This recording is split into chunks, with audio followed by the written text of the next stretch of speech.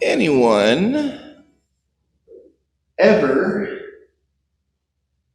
wonder why we say the same stories over and over again? Anyone ever, as a kid or even as an adult, read through the stories like, yeah, get on with it, like Scene 24 and Monty Python and the Holy Grail? Anyone ever wonder, what do these stories even mean? If so, good. You're part of the overwhelming majority of human beings in the entire span of human history. And that is why I enjoy today's reading from the Old Testament. There is a powerful reality that is being demonstrated in the simple act of, as they enter the new land, when the temple is set and things are all squared away, you should take the first fruits of your land, take it to the temple and offer it. But not just offer it. Tell this story. Recite this story that my ancestor was a Aramaean, excellent, whose family came to Egypt. And they were aliens. And were there a lot of them? No, they were tiny, but they grew. I'm making sure y'all paid attention to the readings. But again, we're so used to these rhythms that it's easy to get lost in it and to overlook things. Or if the PA system doesn't work the way it should, which we will eventually upgrade, you have to basically shout to be heard, even with amplification. But the reality is, what the authors of Torah were making sure, through the words of Moses, were the case, was that the people never forgot their story, their identity, how God relates to them, and how they should shape their community together, and how they should take care of people in their community that are not necessarily part of the in-group. In that short passage, that is an incredibly powerful statement, an incredibly powerful ritual, because it helps people understand where they come from, who they are, and how they should be in the world, and how their story tells the world about who they are. Switching gears a little bit. 2 years of absolutely no consistency has been our lives. I was amused the other day as we are reinstating acolytes, and as we are trying to reinstate a full active change with Altar Guild, as we are trying to figure out what needs to be done for Lent, the list goes on and on, I realized, oh my goodness, we're all kind of like, wait, what do we do again? How do we do this? Which way are we doing this now? What's going on? And it occurred to me just how much of a powerful impact our exodus, our wandering in the wilderness for 2 years, has disconnected us from the life, the story, the experience that we have together. That's why I'm like, yeah, I've forgotten a bit too, and I'm the priest, for goodness sake. In my defense, I only had 1 year with you before things went pear-shaped.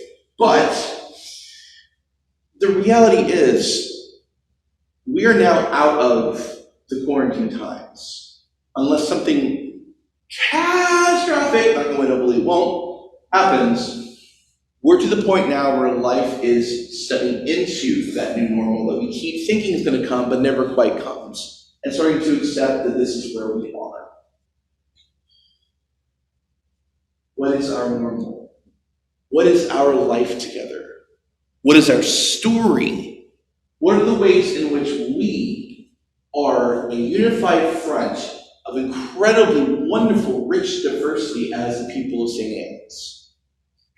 How do we do the little things here and there that most people never see that make sure things keep running? Even something like, are these our candles? Are these the Korean church's candles? Or Were the candles not lit for a reason, or was that just an oversight? Those are little things that I'm not picking on anyone, and no one is at fault, but recognizing that it tells me that we need to reconnect in a way that we have not done in a long time, maybe even ever. Because if memory serves, this church has not had to endure a plague before.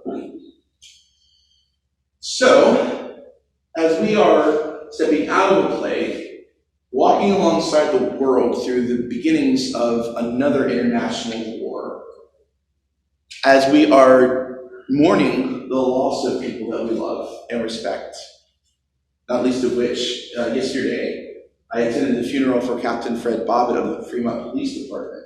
We lost one of the best of all possible police officers, whose entire interest was building bridges between police and the community.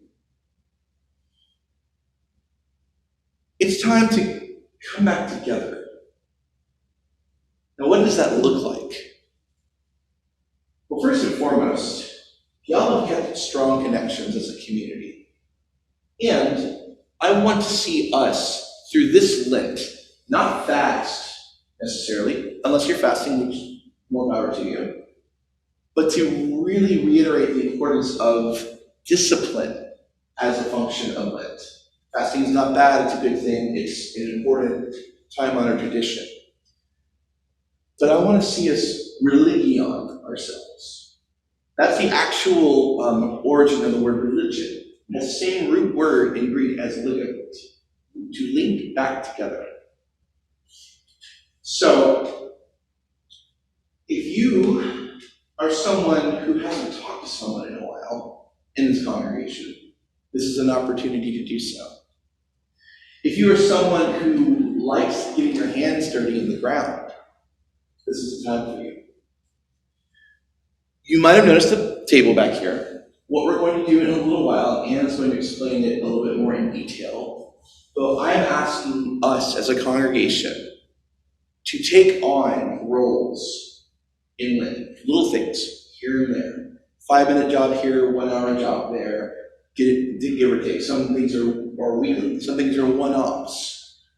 If you haven't had a chance to walk our grounds in particular, give it a good walkthrough before you leave today. See what you notice. See what you haven't noticed. Raise your hand if you've been to the back corner of our property at the edge of Fremont Oak Gardens and the apartment complex next door. Yeah. Take a walk around there a little bit. Take a walk around out front, see what our latest Eagle Scout project has done to beautify our front campus. But what I'm hoping for, what I feel we are called to, as the vestry does as well, and this is where this came from, is that we need to spruce up and give a facelift to our building, and we need to reconnect one another more intimately, more deeply, as fellow followers of God in this church. And make that Lenten practice build and build and build, so that when we reach Easter, which thanks be to God we will in person, and we are going to have a potluck, I have spoken,